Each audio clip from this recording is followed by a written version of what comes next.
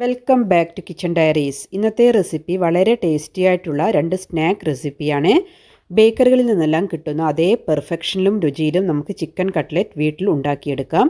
ഇതിനായി 300 gram boneless ചിക്കനാണ് എടുത്തിരിക്കുന്നത്. ഇത് ചെറുതായി കട്ട് ചെയ്ത് നന്നായി വാഷ് ചെയ്തെടുത്തിരിക്കുകയാണ്. ഇതിലേക്ക് 1 ടീസ്പൂൺ അളവിൽ കുരുമുളക് പൊടിയും 1/4 ടീസ്പൂൺ അളവിൽ പെരുംജീരകം പൊടിച്ചതും 1/4 ടീസ്പൂൺ അളവിൽ മഞ്ഞൾപ്പൊടിയും 1 ടീസ്പൂൺ അളവിൽ ഇഞ്ചി വെളുത്തുള്ളി പേസ്റ്റും 1 ടീസ്പൂൺ അളവിൽ ഓയിലും ചേർത്ത് കൊടുക്കുന്നുണ്ട്. അതിനുശേഷം ഇതിലേക്ക് ആവശ്യത്തിനുള്ള ഉപ്പ് ചേർത്ത് കൊടുക്കുക. പിന്നീട് കുറച്ച് വെള്ളം കൂടെ ഇതിലേക്ക് ചേർത്ത് കൊടുക്കുക. ഞാനിവിടെ ഒരു 4 ടേബിൾ സ്പൂൺ അളവിൽ വെള്ളം മാത്രമേ ചേർത്ത് കൊടുത്തിട്ടുള്ളൂ. ബാക്കിയുള്ള വെള്ളം ചിക്കനിൽ നിന്ന് ഇറങ്ങി വരുന്നത് കൊണ്ട് വെള്ളം നോക്കിയിട്ട് മാത്രം ചേർത്ത് കൊടുക്കുക. ഇത് നന്നായി ഒന്ന് മിക്സ് ചെയ്തതിന് ശേഷം നമുക്കിതൊന്ന് കുക്ക് ചെയ്തെടുക്കാം. ഇവിടെ ഞാനൊരു മീഡിയം ഫ്ലെയിമിൽ വെച്ചിട്ടാണ് ഇത് ചിക്കൻ കുക്ക് ചെയ്തെടുക്കുന്നത്. ചിക്കൻ ഞാൻ ഇടയ്ക്കൊന്ന് ഇളക്കിയിട്ട് കൊടുത്തിരുന്നു. ഏകദേശം ഒരു 15 മിനിറ്റ് സമയമാകുമ്പോഴേക്കും ചിക്കൻ ആവശ്യത്തിന് കുക്കായി കിട്ടിയിട്ടുണ്ട്. ഇതിൽ അധികം വെള്ളം ചേർക്കാത്തത് കൊണ്ട് തന്നെ ഇതിൽ വെള്ളം വറ്റിച്ചെടുക്കാനൊന്നും ഇല്ലായിരുന്നു. ഇപ്പോൾ ചിക്കൻ ഞാനൊന്ന് തണിയുന്നതിന് വേണ്ടി മാറ്റി വെച്ചിട്ടുണ്ട്. ഏകദേശം ചൂട് തണിഞ്ഞതിന് ശേഷം മിക്സിയുടെ ഒരു ജാർ എടുത്ത് അതിനകത്തേക്ക് കുറച്ച് ചിക്കൻ്റെ പീസുകൾ ചേർത്ത് കൊടുക്കുക. എന്നിട്ട് നമുക്കിതൊന്ന് ക്രഷ് ചെയ്തെടുക്കാം.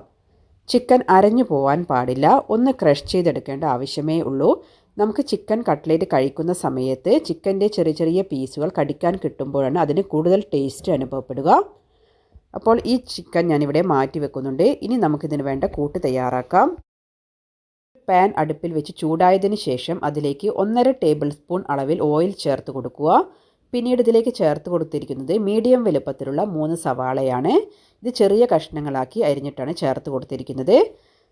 സവാള പെട്ടെന്ന് വഴന്നു കിട്ടുന്നതിന് വേണ്ടി ഇതിലേക്ക് ആവശ്യത്തിനുള്ള ഉപ്പ് കൂടെ ഈ സമയത്ത് ചേർത്ത് കൊടുക്കുക. പിന്നീട് ഒരു 4 കഷ്ണം കറിവേപ്പില ചെറുതായി കട്ട് ചെയ്ത് ഞാൻ ഇതിനകത്തേക്ക് ചേർത്ത് കൊടുത്തിട്ടുണ്ട്. ഈ സവാള ഒന്ന് വഴന്നു കിട്ടുന്ന സമയം വരെ നമുക്കിതൊന്ന് വഴറ്റിയെടുക്കാം.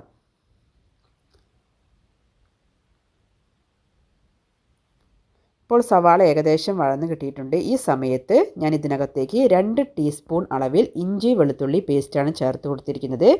പിന്നെ അത്യാവശ്യം നല്ല എരിവുള്ള 4 പച്ചമുളക് ചെറുതാക്കി കട്ട് ചെയ്ത് ഇതിനകത്തേക്ക് ചേർത്ത് കൊടുക്കുന്നുണ്ട്. അപ്പോൾ ഇതിൽ നമ്മൾ എരിവിനായി പച്ചമുളകും കുരുമുളകും മാത്രമാണ് ചേർത്ത് കൊടുക്കുന്നത്.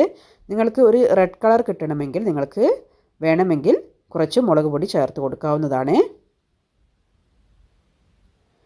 ഇപ്പോൾ ഉള്ളിയെല്ലാം ആവശ്യത്തിന് വഴന്നു കിട്ടിയിട്ടുണ്ട്. ഈ സമയത്ത് ഇതിലേക്ക് 1 ടീസ്പൂൺ അളവിൽ കുരുമുളക് പൊടിയും 1/2 ടീസ്പൂൺ അളവിൽ പെരുംജീരകം പൊടിച്ചതും 1/4 ടീസ്പൂൺ അളവിൽ ഗരം മസാലയും ചേർത്ത് കൊടുത്തിട്ടുണ്ട്.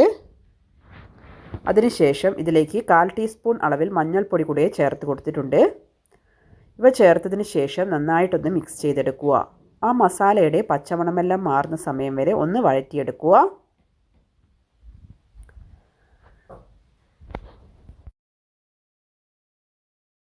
മസാലയെല്ലാം ആവശ്യത്തിന് ചൂടായി കഴിഞ്ഞാൽ ഇതിനകത്തേക്ക് നമ്മൾ ക്രഷ് ചെയ്ത് വെച്ചിരിക്കുന്ന ചിക്കൻ ചേർത്ത് കൊടുക്കുക.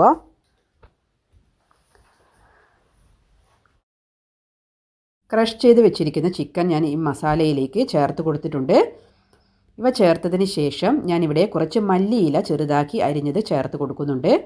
ഇവ ചേർത്തതിന് ശേഷം നന്നായിട്ട് മിക്സ് ചെയ്തെടുക്കുക. ആ ഉള്ളിയും മസാലയും എല്ലാം ചിക്കൻ്റെ എല്ലാ ഭാഗങ്ങളിലേക്കും എത്തുന്ന വിധത്തിൽ നന്നായിട്ട് തന്നെ മിക്സ് ചെയ്തെടുക്കുക. തീ ഒരു മീഡിയം ഫ്ലെയിമിൽ വെച്ചിട്ടാണ് ഞാൻ ഈ സമയം മിക്സ് ചെയ്തെടുക്കുന്നത്. പിന്നീട് ഇതിലേക്ക് ചേർക്കാനായി ഞാൻ 2 ഉരുളക്കിഴങ്ങ് കുറച്ച് ഉപ്പും വെള്ളവും ചേർത്ത് കുക്കറിൽ ഒന്ന് വേവിച്ചെടുത്തിരുന്നു. അതിനുശേഷം അതൊന്ന് ഉടച്ചെടുത്തിരിക്കുകയാണ്. ആ ഉരുളക്കിഴങ്ങ് ഞാൻ ഇതിനകത്തേക്ക് ഈ സമയത്ത് ചേർത്ത് കൊടുക്കുന്നുണ്ട്. അപ്പോൾ ഉരുളക്കിഴങ്ങ് ഇതിനകത്തേക്ക് ചേർത്തതിന് ശേഷം നമുക്കിതൊന്ന് നന്നായിട്ട് മിക്സ് ചെയ്തെടുക്കാം. ചിക്കനും പൊട്ടറ്റോയും എല്ലാം നന്നായി മിക്സായി കിട്ടിയതിന് ശേഷം നമുക്ക് ഇതിലേക്ക് ആവശ്യത്തിന് ഉപ്പുണ്ടോ എന്നെല്ലാം ടെസ്റ്റ് ചെയ്ത് നോക്കാം. ഇതിലേക്ക് ഞാൻ കുറച്ച് കുരുമുളക് പൊടി ഈ സമയത്ത് ചേർത്ത് കൊടുക്കുന്നുണ്ട്. 1 ടീസ്പൂൺ അളവിൽ കുരുമുളക് പൊടി ഈ സമയത്ത് ചേർത്ത് കൊടുക്കുന്നുണ്ട്. ആദ്യം നമ്മൾ 1 ടീസ്പൂൺ അളവിലാണ് കുരുമുളക് പൊടി ചേർത്ത് കൊടുത്തിരുന്നത്. പിന്നെ ഉപ്പില്ലെങ്കിൽ ഈ സമയത്ത് കുറച്ച് ഉപ്പ് കൂടെ ചേർത്ത് കൊടുക്കുക. അതിനുശേഷം നന്നായി ഒന്ന് മിക്സ് ചെയ്തെടുത്തതിന് ശേഷം ഞാനിവിടെ ഫ്ലെയിം ഓഫ് ചെയ്ത് വെച്ചിട്ടുണ്ട്. പിന്നീട് ഒരു ബൗളിനകത്തേക്ക് 2 മുട്ട പൊട്ടിച്ച് ചേർത്തിട്ടുണ്ട്. പിന്നെ ഇതിലേക്ക് 1 ടേബിൾ സ്പൂൺ അളവിൽ കോൺഫ്ലോർ ചേർത്ത് കൊടുക്കുന്നുണ്ട്. ഇതിലേക്ക് കുറച്ച് ഉപ്പും അതുപോലെ തന്നെ കുറച്ച് കുരുമുളക് പൊടിയും ചേർത്ത് കൊടുക്കുന്നുണ്ട്. ഇവ നന്നായിട്ടൊന്ന് മിക്സ് ചെയ്തെടുക്കുക. നിങ്ങൾക്ക് കോൺഫ്ലോർ ചേർക്കാതെ വെറും മുട്ട മാത്രം മിക്സ് ചെയ്തും ഇത് തയ്യാറാക്കാവുന്നതാണ്. പിന്നെ കൂടുതൽ ഒരു പെർഫെക്ഷൻ കിട്ടാൻ വേണ്ടിയിട്ടാണ് ഞാൻ ഇതിൽ കോൺഫ്ലോർ ചേർത്ത് കൊടുത്തിരിക്കുന്നത്.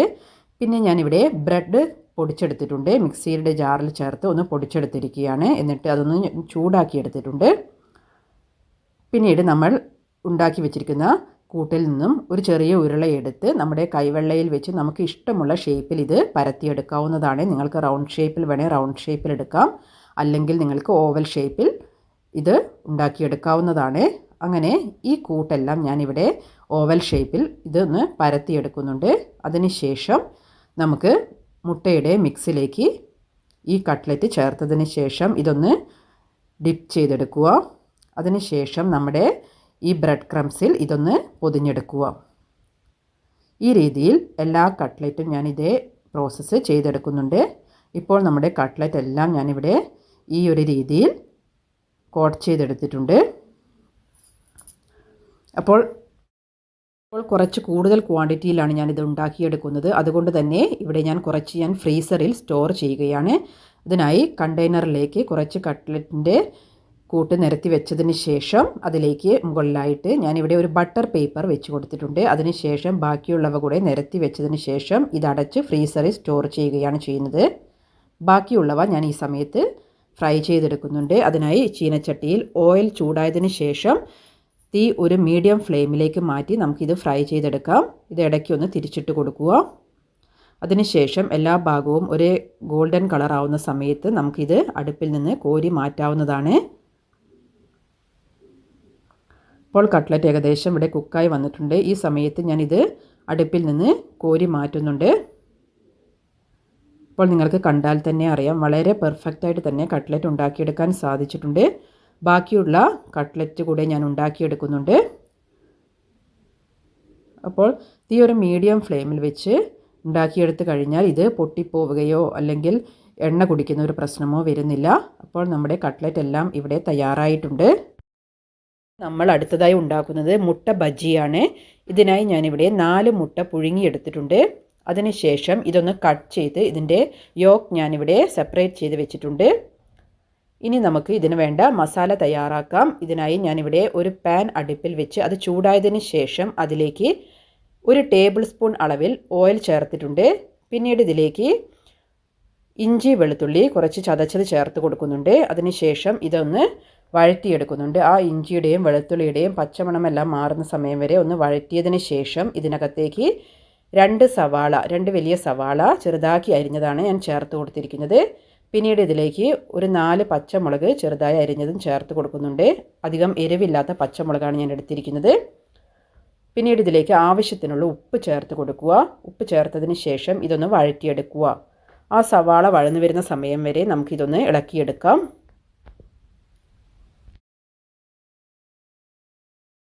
ഇപ്പോൾ സവാള എന്നത് നന്നായി വഴന്നു വന്നതിന് ശേഷം ഇതിലേക്ക് നമ്മൾക്ക് ബാക്കിയുള്ള ഇൻഗ്രീഡിയൻസ് ചേർത്ത് കൊടുക്കാം. ഈ സമയത്ത് ഞാൻ ഇതിനകത്തേക്ക് 1/4 ടീസ്പൂൺ അളവിൽ മഞ്ഞൾപ്പൊടിയും 1/4 ടീസ്പൂൺ അളവിൽ ഗരം മസാലയും 1/2 ടീസ്പൂൺ അളവിൽ കുരുമുളക് പൊടിയും ചേർത്ത് കൊടുക്കുന്നുണ്ട്. ഇവ ചേർത്തതിന് ശേഷം ഇതൊന്ന് വഴറ്റിയെടുക്കുക. ആ മസാലയുടെ പച്ചമണമെല്ലാം മാറുന്ന സമയം വരെ ഒന്ന് വഴറ്റിയതിന് ശേഷം പിന്നീട് ഞാൻ ഇതിനകത്തേക്ക് കുറച്ച് കറിവേപ്പില ചെറുതായി അരിഞ്ഞത് ചേർത്ത് കൊടുക്കുന്നുണ്ട്. പിന്നീട് നമ്മൾ നേരത്തെ എടുത്ത് വെച്ചിരുന്ന എഗ് യോക്ക് ഇത് സമയത്ത് ഇതിനകത്തേക്ക് ചേർത്ത് കൊടുക്കുക. എന്നിട്ട് ആ തവ ഉപയോഗിച്ചിട്ട് ആ യോക്കൊന്ന് ഉടച്ചെടുക്കുക. ഇപ്പോൾ മസാലയിലേക്ക് ആ എഗ് യോക്ക് നന്നായിട്ടൊന്ന് ചേരുന്ന സമയം വരെ നമുക്കിതൊന്ന് ഉടച്ച് ഒന്ന് ഇളക്കിയെടുക്കാം. ഇപ്പോൾ നമ്മുടെ ഫില്ലിങ്സ് ഇവിടെ തയ്യാറായിട്ടുണ്ട്. ഇത് ഞാൻ ഇവിടെ ഫ്ലെയിം ഓഫ് ചെയ്ത് മാറ്റി വെക്കുന്നുണ്ട്. ഇതിനകത്തേക്ക് 1/4 കപ്പ് അളവിൽ കടലമാവ് എടുത്തിട്ടുണ്ട്. അതിലേക്ക് 2 ടേബിൾ സ്പൂൺ അളവിൽ മൈദ ചേർത്ത് കൊടുക്കുന്നുണ്ട്. പിന്നീട് 1 ടേബിൾ സ്പൂൺ അളവിൽ അരിപ്പൊടിയും ചേർത്ത് കൊടുത്തിട്ടുണ്ട്. ആ ക്ലിപ്പ് വിട്ടുപോയതാണ്. പിന്നീട് ഇതിലേക്ക് 1/4 ടീസ്പൂൺ അളവിൽ മഞ്ഞൾപ്പൊടിയും 1/2 ടീസ്പൂൺ അളവിൽ മുളക് പൊടിയും ആവശ്യത്തിനുള്ള ഉപ്പും ചേർത്ത് കൊടുക്കുന്നുണ്ട്. അതിനുശേഷം ഇതിലേക്ക് ഇത് നന്നായിട്ടൊന്ന് മിക്സ് ചെയ്തെടുക്കുക. പിന്നീട് ഇതിലേക്ക് ആവശ്യത്തിനുള്ള വെള്ളം ചേർത്ത് ഇതിൻ്റെ ബാറ്റർ മിക്സ് ചെയ്തെടുക്കാവുന്നതാണ്. അപ്പോൾ അധികം ലൂസായ ഒരു കൺസിസ്റ്റൻസി ആയി പോകരുത്. നമ്മുടെ ആ മുട്ടയിലേക്ക് ഇത് കോട്ടായി കിട്ടുന്ന ഒരു പരുവത്തിൽ നമുക്കിത് ഒന്ന് മിക്സ് ചെയ്തെടുക്കാം.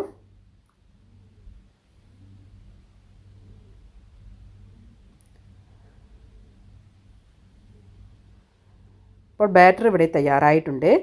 ഇനി നമ്മൾ നേരത്തെ ഉണ്ടാക്കി വെച്ചിരിക്കുന്ന മുട്ടയുടെ കൂട്ട് നമ്മുടെ എടുത്ത് വെച്ചിരിക്കുന്ന ആ മുട്ടയുടെ വെള്ളയിലേക്ക് ഈ ഒരു രീതിയിൽ ഫിൽ ചെയ്ത് കൊടുക്കുക.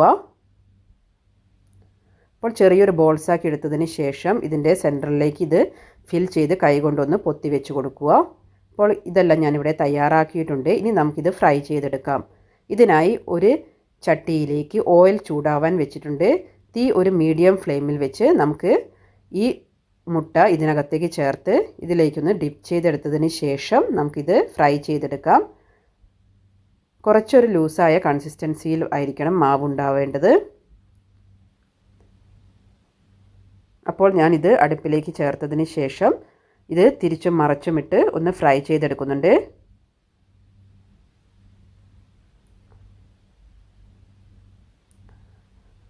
അപ്പോൾ ഇത് തിരിച്ചും മറച്ചും ഇട്ടതിന് ശേഷം ഏകദേശം ഇതിൻ്റെ കളർ ഒന്ന് ചേഞ്ചായി തുടങ്ങുന്ന സമയത്ത് നമുക്കിത് അടുപ്പിൽ നിന്ന് കോരി മാറ്റാവുന്നതാണ്. അപ്പോൾ വളരെ സ്വാദിഷ്ടമായ എഗ് ബജി ഇവിടെ തയ്യാറായിട്ടുണ്ട്.